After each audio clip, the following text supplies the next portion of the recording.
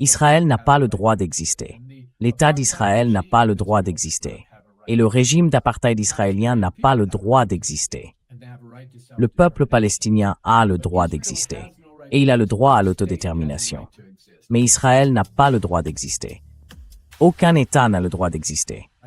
J'ai dit dans cet article que lorsque j'ai rejoint l'ONU, il existait beaucoup d'États qui n'existaient plus lorsque j'ai quitté l'ONU. Il y avait des États qui n'existaient pas lorsque je l'ai rejointe et qui ont vu le jour par la suite. Et personne ne soutient que l'Afrique du Sud de l'apartheid, ou le Mozambique sous le régime raciste, ou l'un quelconque des dizaines de régimes coloniaux qui ont été démantelés avait le droit d'exister à perpétuité.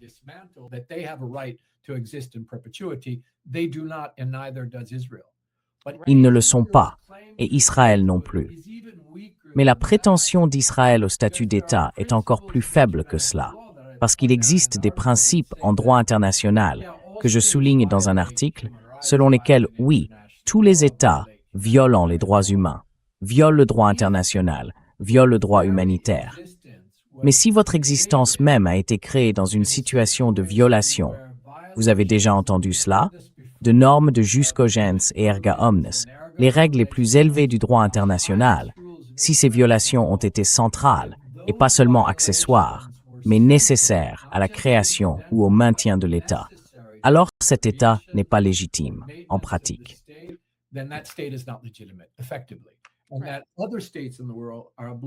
Et les autres États du monde sont obligés de ne pas le reconnaître.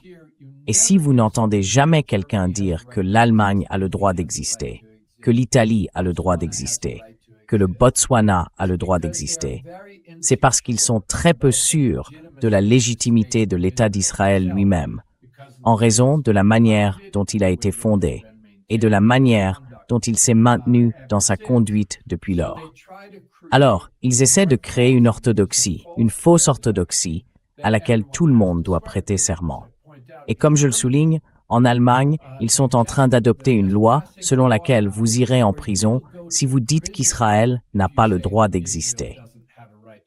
Une affirmation vraie. Si vous le dites en Allemagne, vous irez en prison. Et déjà, dans le droit allemand, pour devenir citoyen allemand, vous devez déclarer qu'Israël a le droit d'exister. Vous n'avez pas à déclarer que l'Allemagne a le droit d'exister, mais vous devez déclarer qu'Israël, ce qui est une affirmation fausse. Israël n'a pas le droit d'exister, ni en fait, ni en droit.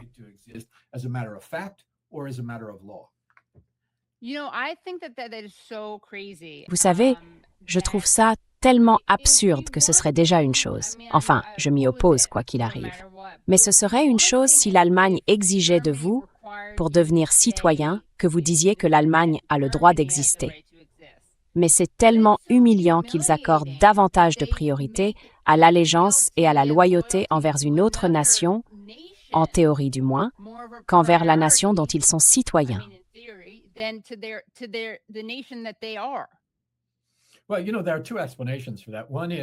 Eh bien, il y a deux explications à cela. La première, c'est qu'ils pensent réparer les atrocités qu'ils ont perpétrées pendant l'Holocauste et la Seconde Guerre mondiale en transférant cette douleur au peuple palestinien. Et ce faisant, ils commettent quelque chose de terriblement antisémite. Ils assimilent le régime israélien au peuple juif. C'est tout simplement faux et calomnieux envers les Juifs du monde entier. Ils perpétuent donc leur tradition d'antisémitisme. Ils perpétuent leur tradition d'islamophobie, ainsi que de racisme anti-arabe et anti-palestinien.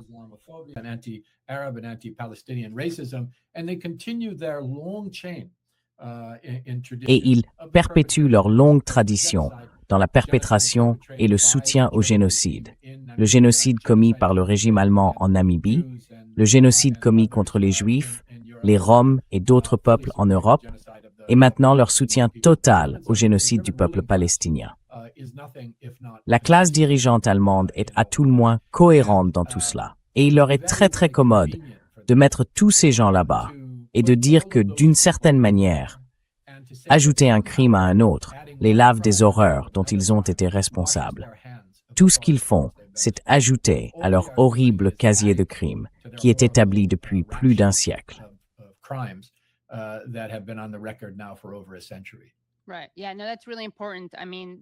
Oui, non, c'est vraiment important. Je veux dire, leur façon de... Je pense toujours au fait qu'il est bien sûr effectivement antisémite de confondre l'État d'Israël avec l'ensemble des Juifs. C'est ce qu'Israël veut nous faire faire. Et ironiquement, c'est aussi ce que les antisémites ont fait, n'est-ce pas? Ils emploient sionistes et juifs de manière interchangeable. Le sioniste ceci, le juif cela. Mais je n'avais jamais pensé au fait que ce soit une continuité de cela. Je veux dire, évidemment, ce ne sont pas des chambres à gaz et je ne fais pas cette analogie historique, vous savez, anhistorique, mais il est intéressant de voir que c'est presque leur version actuelle, édulcorée de cela. Et les vraies victimes de tout ça, aujourd'hui, pour l'instant, ce sont les Palestiniens.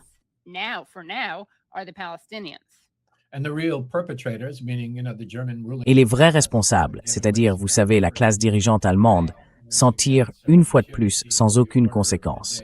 Donc, l'impunité est de mise pour eux, les véritables responsables. L'impunité est de mise pour les responsables israéliens. Et un autre groupe doit payer pour les péchés de la classe dirigeante allemande. Donc, vous savez, c'est davantage dans la continuité et la constance que dans une quelconque rupture surprenante avec le passé.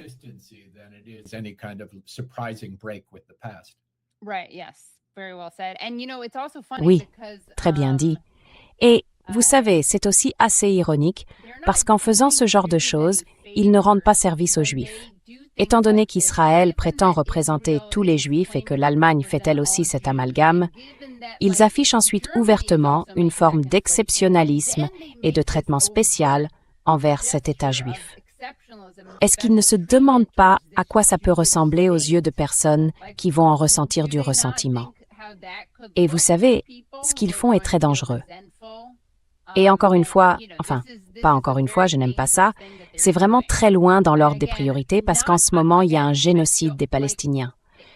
Je montre simplement l'hypocrisie flagrante qu'il y a à prétendre que c'est bon pour les Juifs.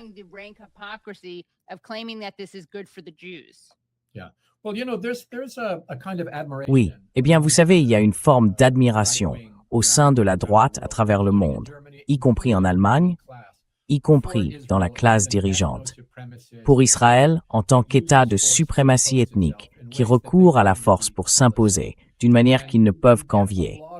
On retrouve aussi beaucoup cette idée-là. Israël servirait d'exemple à l'idéologie d'extrême droite. Et de leur point de vue, il parviendrait à imposer son régime de suprématie ethnique aux autres, ainsi que les hiérarchies raciales avec lesquelles la classe dirigeante allemande a toujours été si à l'aise. Donc, le soutenir leur vient assez naturellement.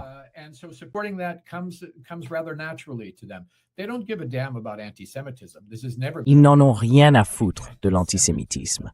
Il n'a jamais été question de combattre l'antisémitisme.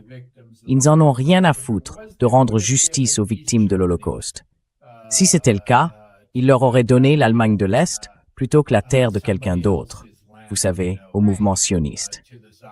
Il est question de l'idéologie du sionisme, qui est partagée.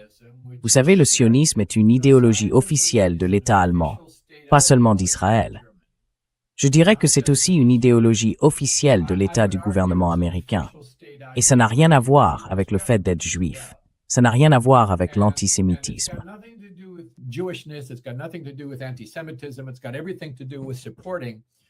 Cela a tout à voir avec le soutien à un régime et à une idéologie qui servent aussi les intérêts des classes dirigeantes dans des pays comme l'Allemagne, les États-Unis et le Royaume-Uni, évidemment.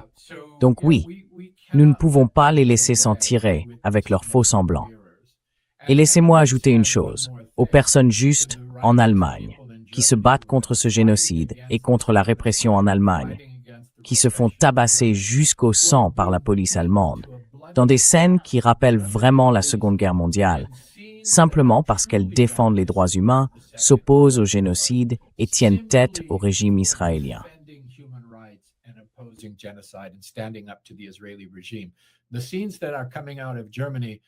Les scènes qui nous parviennent d'Allemagne sont absolument glaçantes. Et vous savez, il suffit de gratter l'appareil sécuritaire allemand pour y retrouver, au minimum, les racines du passé nazi de ce pays. quand on voit la manière dont ils traitent leur propre population simplement parce qu'elle se lève. Sans même parler de la manière dont ils traitent les migrants dans ce pays quand ils se lèvent. Et surtout, de la manière dont ils traitent les musulmans, les Arabes et les Palestiniens qui tentent de s'opposer à ce génocide. C'est un génocide véritablement mondialisé. Et à la pointe de la lance, au-delà du régime israélien, il y a les Allemands, le gouvernement britannique, le gouvernement américain et leurs partenaires criminels du monde de l'entreprise.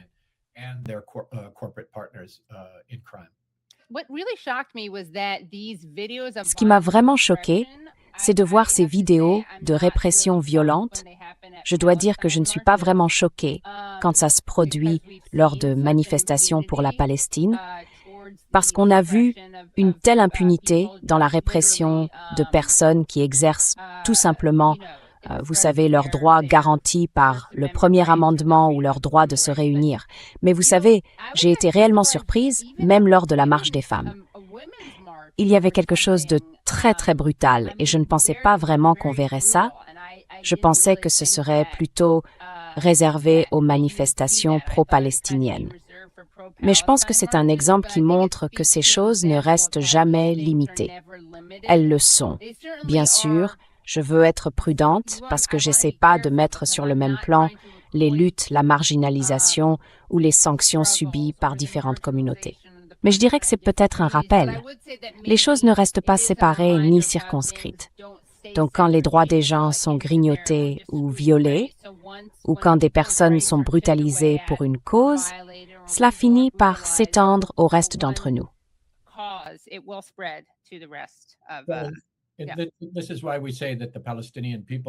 C'est pour cela que nous disons que le peuple palestinien est en première ligne d'une lutte qui défend les droits de chacun d'entre nous. Et c'est pour cela qu'on voit très clairement, nous avons déjà parlé du boomerang impérial, que les atrocités que nous avons financées en Palestine nous reviennent aujourd'hui. Elles reviennent à travers des agents de l'ICE qui défoncent des portes au milieu de la nuit et tirent sur des gens en pleine rue. Des agents de l'ICE dont les services ont été formés par les forces de l'ordre israéliennes qui ont fait des voyages en Israël. C'est la même chose avec le FBI, les forces de l'ordre locales, la militarisation de notre police, tout cela. Cela se produit aussi en Allemagne. Il y a donc cette réalité-là. Et il est également vrai que ce qui se passe ici, dans la répression contre les personnes qui s'élèvent contre le génocide, est assez naturalisé thuripan en Pange.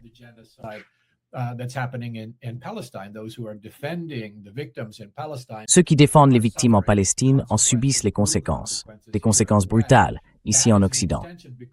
C'est le prolongement de cela. Car le régime israélien, ses structures d'apartheid et son génocide en cours ne pourraient pas se maintenir parce que c'est une colonie sans la métropole occidentale, vous savez, sans le soutien occidental qu'il reçoit, en particulier de ces trois pays, les États-Unis, le Royaume-Uni et l'Allemagne. Et donc, la répression que nous subissons ici en fait pleinement partie. Même si elle ne se compare absolument pas aux enlèvements quotidiens, à la torture, aux agressions sexuelles, aux meurtres, aux massacres et aux génocides perpétrés contre les Palestiniens en première ligne.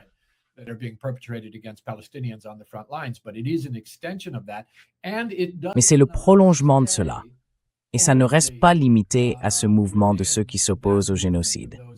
C'est aussi utilisé contre d'autres personnes. Et le pouvoir acquis par l'État n'est jamais contenu. Il se répand toujours partout pour défendre le pouvoir de l'État et ceux qui se cachent derrière le rideau de l'État. Les oligarques, les milliardaires, les lobbies et les donateurs qui contrôlent les mécanismes de l'État. Et nous le voyons aujourd'hui dans tout l'Occident. Même la vache sacrée du premier amendement de la Constitution américaine, dont les diplomates et les responsables politiques américains se vantent chaque fois qu'ils vont à l'étranger, a été complètement sacrifiée au nom du régime israélien.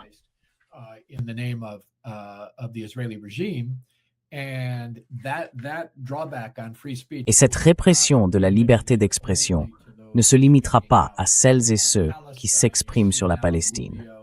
On voit désormais Rubio et les siens l'étendre à toute la gauche et à tous ceux qui sont en désaccord sur quelque politique que ce soit avec l'administration Trump.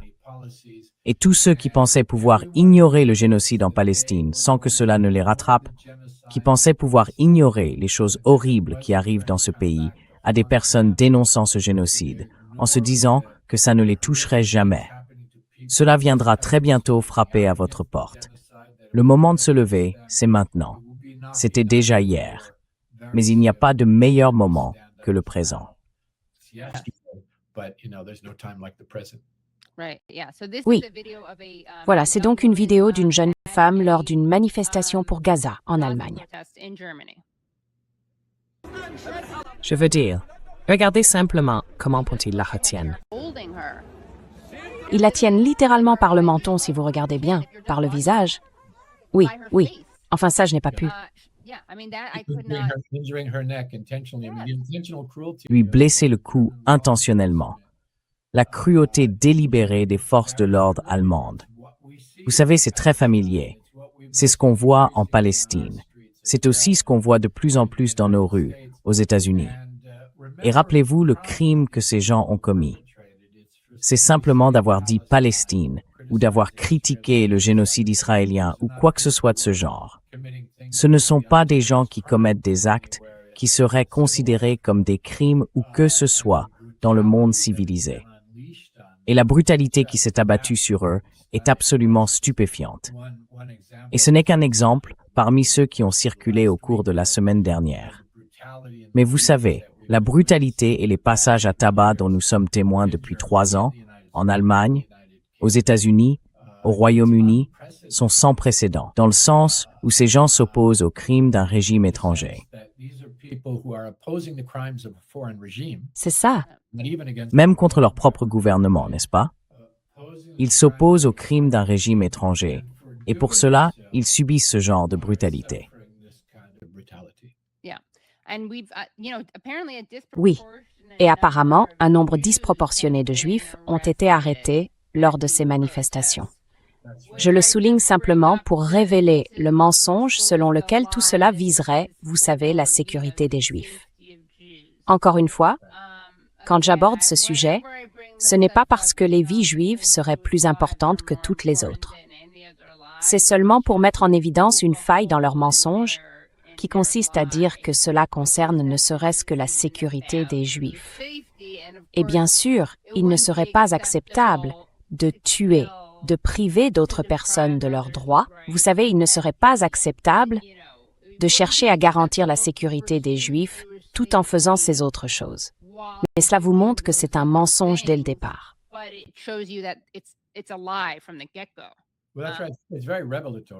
Eh bien, c'est vrai. C'est très révélateur, parce que c'est ce qui se passe en Allemagne, au Royaume-Uni et aux États-Unis. On cible les voix juives qui, depuis le début, se sont levées pour dire « pas en notre nom » et pour s'y opposer. Elles sont brutalement réprimées. Cela montre qu'il ne s'agit pas de protéger les Juifs, il s'agit de protéger une idéologie politique raciste et violente, le sionisme. Si vous êtes un sioniste chrétien, un sioniste juif ou un sioniste hindou, tout va bien. Mais si vous vous opposez à cette idéologie et à la conduite de ce régime étranger oppressif, peu importe votre tradition religieuse, vous serez pris pour cible.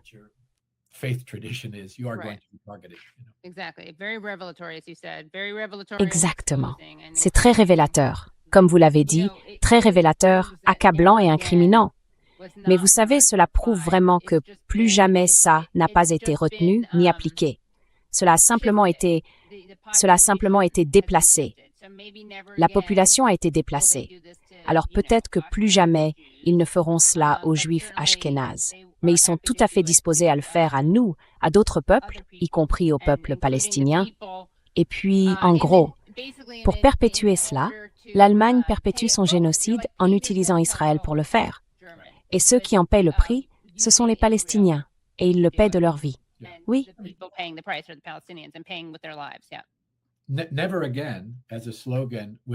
Plus jamais, comme slogan sans portée universelle, c'est une très vieille déclaration de guerre et d'atrocité. Les Allemands sous Hitler disaient « plus jamais », parce que d'une part, ils estimaient que les minorités allemandes devenues partie des territoires environnants étaient persécutés. Et ils pensaient avoir été humiliés par le traité de paix qui les avait laissés vulnérables, ruinés, et ainsi de suite. Alors ils ont dit « plus jamais » pour l'Allemagne. Cela n'a aidé personne. Plus jamais est un principe universel. Cela veut dire pas de racisme violent, pas de génocide, pas de crime de guerre, pas de crime contre l'humanité, jamais, contre qui que ce soit. Et si vous n'adhérez qu'à la première moitié de cela, et pas à la seconde, vous ne valez pas mieux que ceux qui ont commis des atrocités au fil des générations. Et quel acte terrible envers la mémoire des victimes de l'Holocauste. Invoquer leur nom et leur souffrance pour commettre les mêmes types de crimes contre un autre peuple. C'est, me semble-t-il, le mépris ultime envers ceux qui ont souffert pendant l'Holocauste.